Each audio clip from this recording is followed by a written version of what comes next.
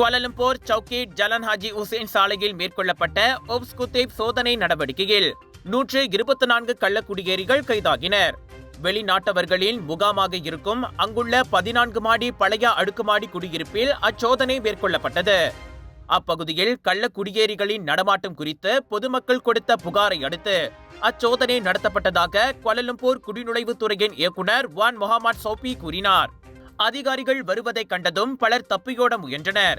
சிலர் கூரையில் ஒளிந்து கொண்டனர்.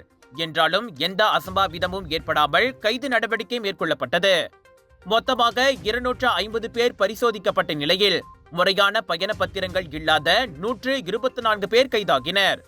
அவர்களில் 84 பேர் இந்தோனேசியர்கள், 17 பேர் வங்காளதேசிகள், எஞ்சியவர்கள் மியன்மார், நேபாளம், பாகிஸ்தான் மற்றும் இந்திய பிரஜைகள் ஆவர்.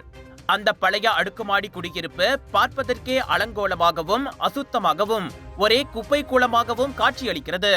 இதனால் சுற்றுப்புற மக்களுக்கு தான் சுகாதாரக்கேடு என அச்சம் நிலவுகிறது. மாற்றி அமைக்கப்பட்ட ஒரு வீட்டில் 23 பேர் நெரிசலில் வசித்து வருகின்றனர்.